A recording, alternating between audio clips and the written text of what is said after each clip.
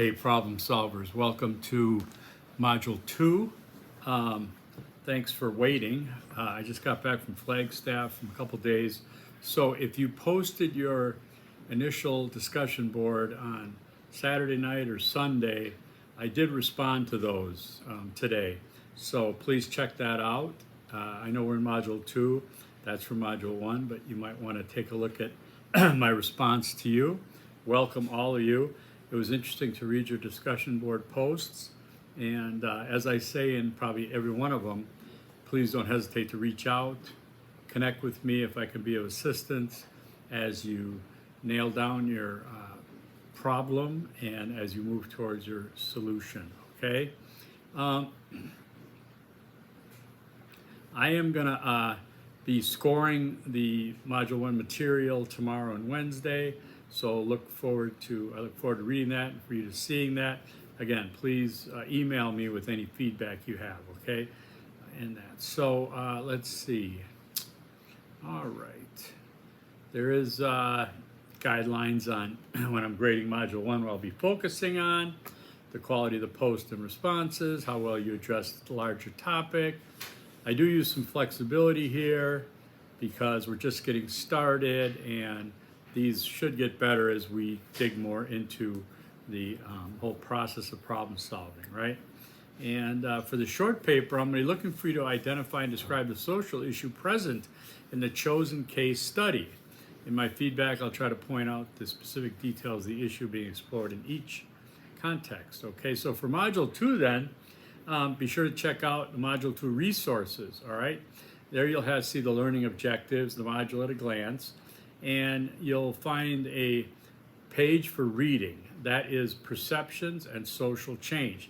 Touches on a number of things like perception, beliefs, assumptions, values, but probably almost most importantly is bias, because we all have it. We can't be unbiased. We go through life and we're biased. But our task is then as academics, researchers, it is to be self-aware of your bias and understand it and reveal it if necessary and possible, and you work around that bias, okay? But it'll talk about that in terms of your connection to social change. There is some good readings and videos there. By the way, there's a good place to remind you, even though I know you already know because it's a 400 level class, but especially in a 400 level class, any college course that's 3 credit requires approximately 17 hours a week for an 8-week class. It's usually between 120 and 140 hours for expected in a 3 credit class during a semester, whatever length it is. And of course, as you shorten the semester or the session, the amount of hours rises up. So don't be thinking you can't keep up if you're not putting that time in. It's important to go through the information and the resources to come out of this successfully. And again, 400 level. Doesn't get higher than this till grad school, 500 level. And I know a few of you that noted that you're basically at the finish line here. So I'm going to make sure it's painful. No, I'm not. It's not. It's going to be fine. All right. Okay. So the Module 2 project proposal you'll be doing is worth 75 points. Be aware of that. Get it in and on time, I hope. It allows you to draft content you can revise and use in your project. And it's a good place where I can see what's on your mind and we can work together if necessary to get it going the right way.